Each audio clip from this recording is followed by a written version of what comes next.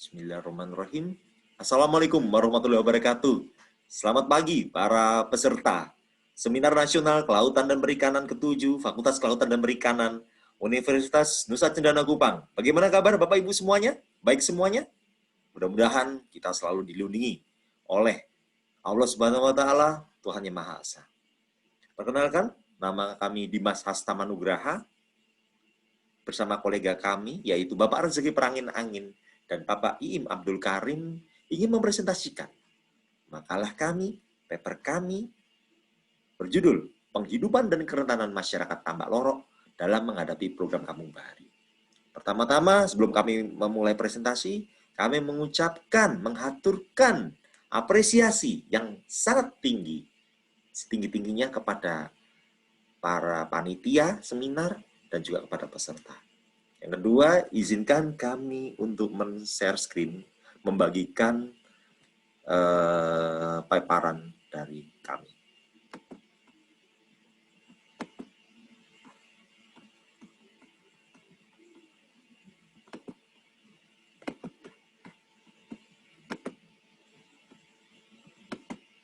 Nah, penghidupan dan kerentanan masyarakat Tambak Lorok dalam menghadapi program Kampung Bahari.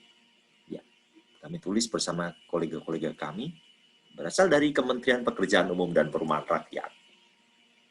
Kampung Tambak Lorok, Kelurahan Tanjung Mas, Kota Semarang, merupakan salah satu kampung nelayan terbesar di pesisir pantai Kota Semarang.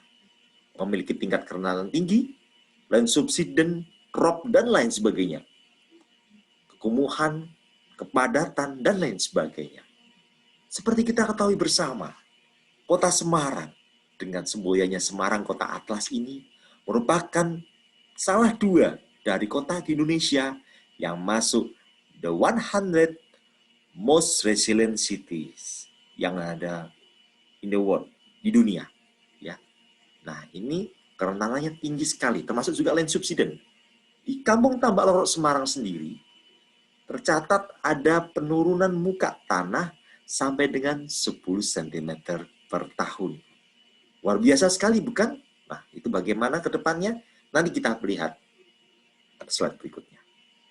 Nah, melihat hal tersebut bersama beberapa kampung bahari yang lain, jadi di Kampung Tambak Lorok merupakan salah satu dicanangkan oleh pemerintah melalui Kementerian Pekerjaan Umum dan Perumahan Rakyat menjadi contoh program Kampung Bahari. Nah, Kampung Bahari itu bagaimana? Ada penataan lingkungan di sana, dan juga menganalisis akses-akses penghidupan yang ada. Dan ini adalah salah satu contoh kegiatan penataan kawasan lingkungan melalui program Kampung Bahari. Nah, kita melihat tingkat ketahanan tinggi ya, kita bisa melihat berdasarkan dari China di 2012, Arctic Vision, yaitu ada 3. Tingkat pemaparan, yang kedua adalah sensitivitas dari masyarakat, yang ketiga adalah adaptasi. Langkah awalnya harus diperlukan pemetaan dulu. Dipetakan seperti apa ini. Nah, kemudian dilihat tingkat kerentanannya, termasuk juga kehidupannya. Nah, sesudah itu semuanya bisa dirumuskan. Strategi adaptasinya bagaimana? Itu menurut Smith, ya, konsep dari Smith di tahun 2006. Nah, metodologi dari penelitian ini, riset ini, yaitu deskriptif, kualitatif, dan kuantitatif.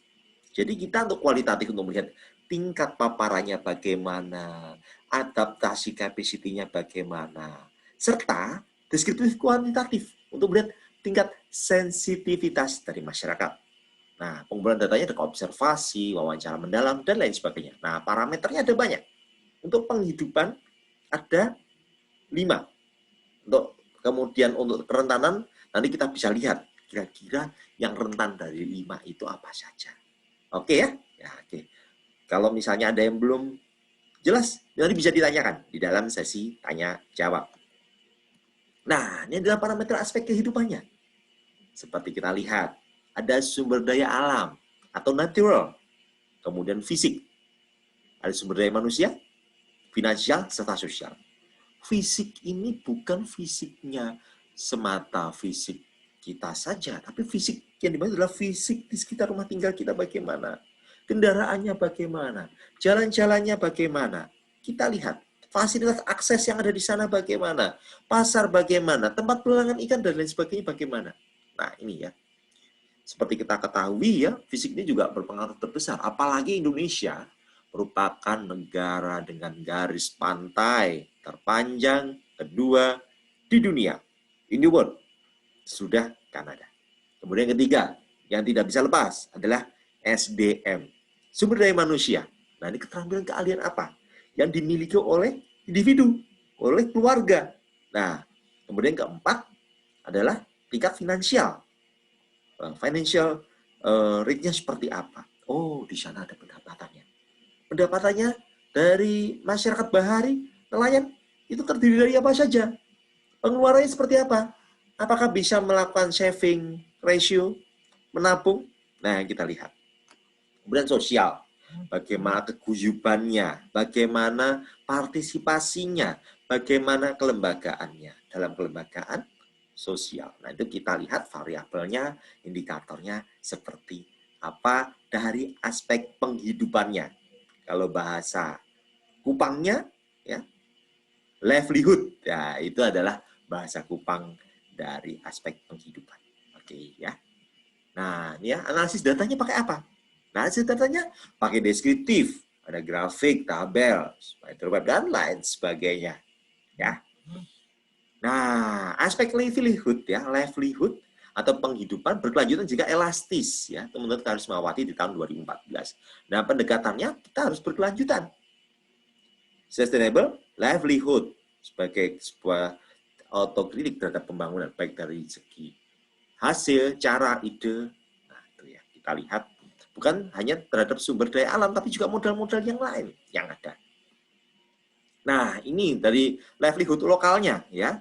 Dari ekosistem servisnya, supporting, provisioning, regulating, cultural, kemudian masuk ke local livelihood system ya. Nah, ini ya ada 5 ya. Ada natural ya, seperti yang tadi kita ungkapkan konsepnya yang tadi depan ya. Konsepnya Smith, kemudian kita masuk ke dalam parameter, variabel, indikator ya. Ada physical, modal fisik ya. Kita lihat fisiknya seperti apa. Kemudian human capital apa? Ya, betul sekali. Human capital adalah SDM, ya, sumber daya manusia. Nah, financial capital, modal finansial yang tadi ya. Ada pendapatan, pengeluaran, ada saving ratio. Kemudian social capital, kelembagaan sosial dan lain sebagainya. Modal sosial. Nah, ini ya. Nah, kita bisa merumuskan ini dirumuskan jadi livelihood strategies activities. Domestiknya bagaimana, pertaniannya. Kalau di sini dalam lingkup pertanian, tapi ini dalam lingkup dalam kemaritiman. Kemudian tradingnya bagaimana, ya, pastoralismnya, bisnisnya seperti apa, fishing dan lain sebagainya. Itu masuk ke household budget dan well-being.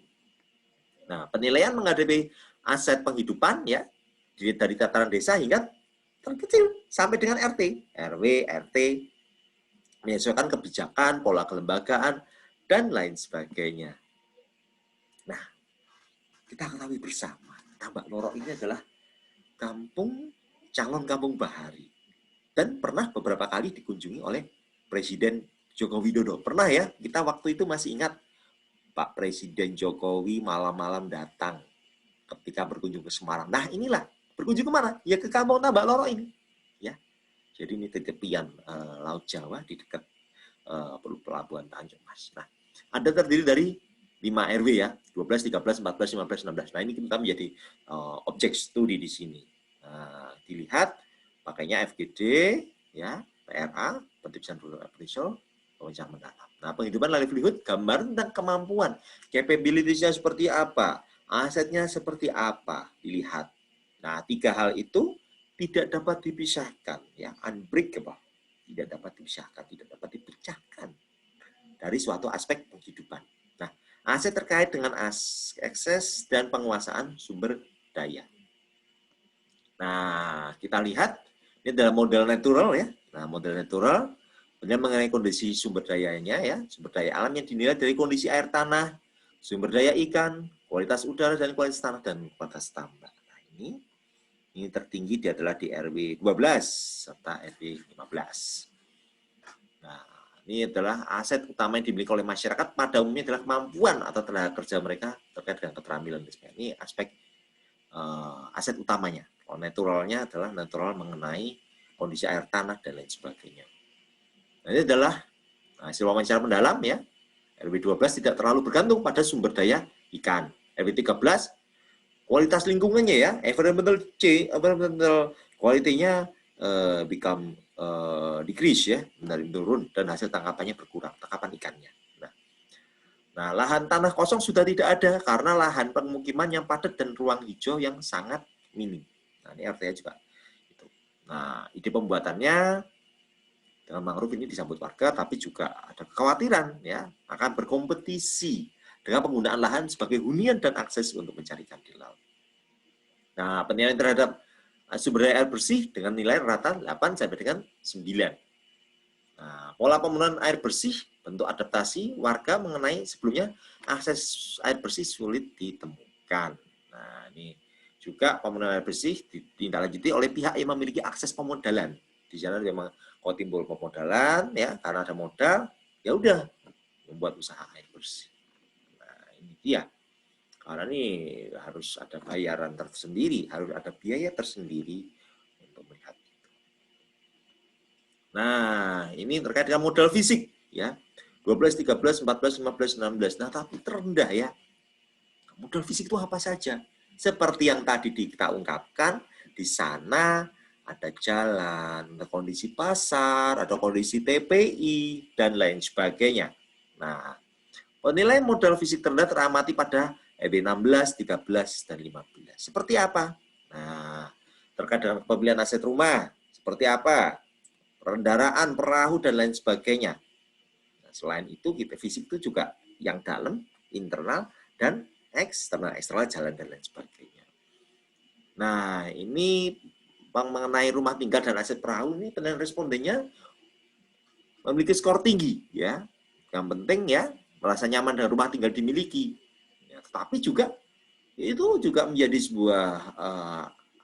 sebuah antagonis ya, karena di lain pihak harus menyisihkan uang.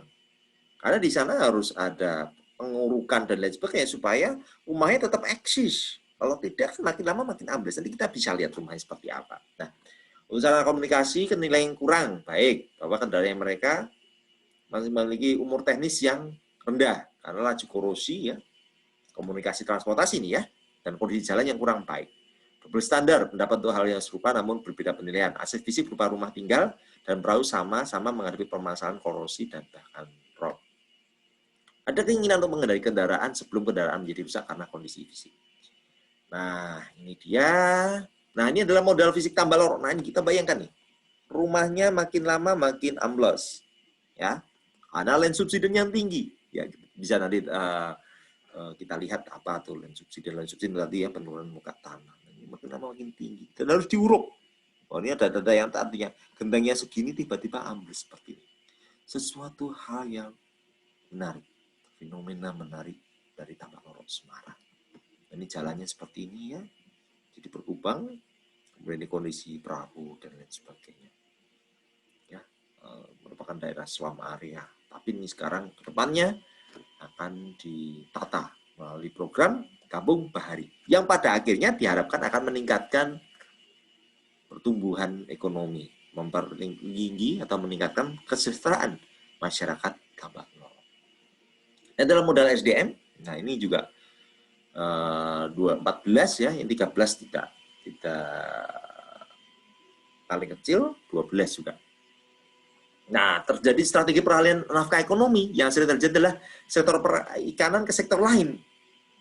Ya, ketika tidak ada itu, maka ada bidang jasa, pertukangan, jadi buruh, jadi tenaga besar, itu berpindah, ada migrasi alih profesi dari perikanan ke yang lain. Nah, ini juga selain terkait dengan musim, juga terkait dengan generasi ya. Belum adanya atau tidak adanya regenerasi antara generasi yang senior ya ke yang junior ya.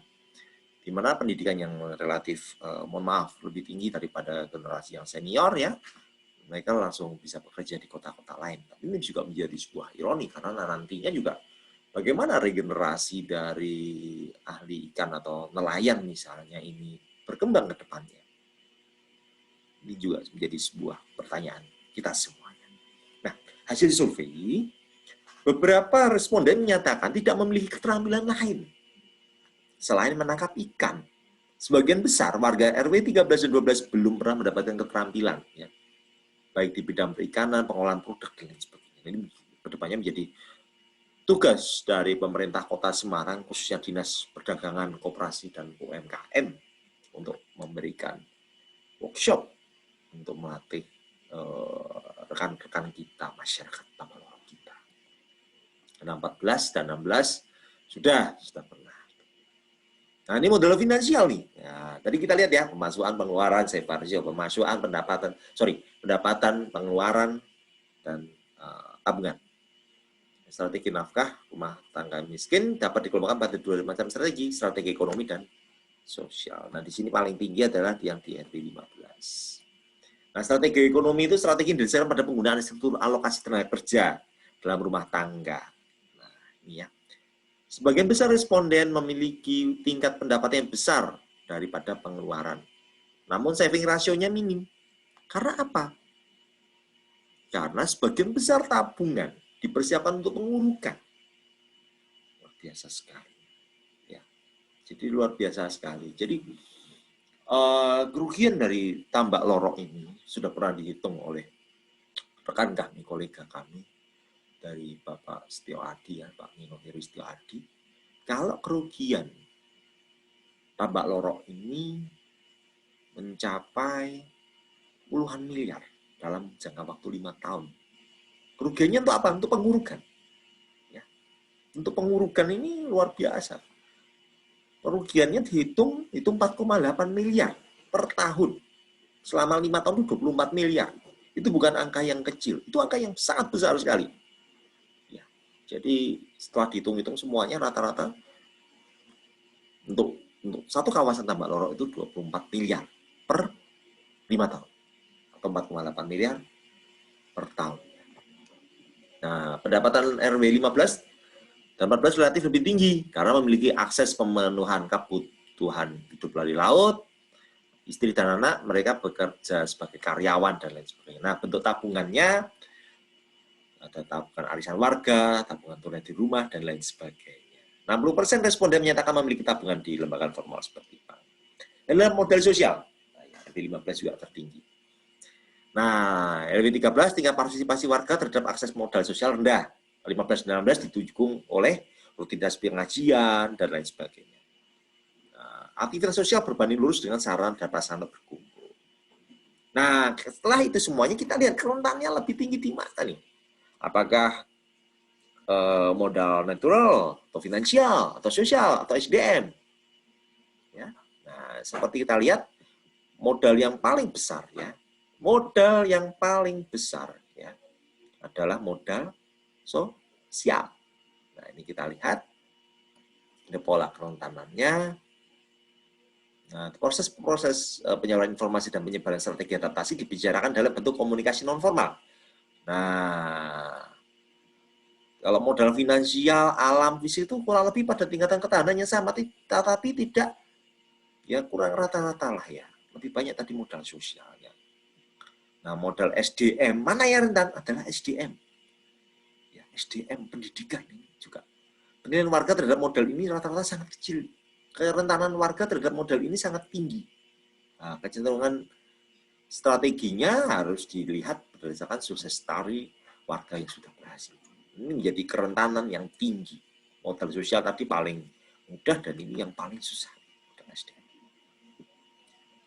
Nah, tapi kurang pelatihan. Nah, tapi dengan menggunakan modal sosial, akhirnya berpola menggerombol. Nah, ini adalah positif dan negatif dalam menjalankan modal sosial. Nah, ini kesimpulannya ya. Penghidupan mencakupi natural fisik, SDM, sosial, finansial. Modalnya modal besar adalah sosial, yang lain kurang sama, yang paling minim adalah modal SDM. Nah, ini juga menjadi sebuah kesimpulan yang diharapkan ke depannya ada strategi-strategi adaptasi yang diperlukan dalam menghadapi program Kampung Bahari. Perlu riset lebih lanjut. Demikian, kurang lebihnya kami mohon maaf. Terima kasih. Wabil taufik wal hidayah. Wassalamualaikum warahmatullahi wabarakatuh. Selamat pagi menjelang siang untuk Kota Kupang dan sekitarnya. Salam sehat semuanya. Terima kasih.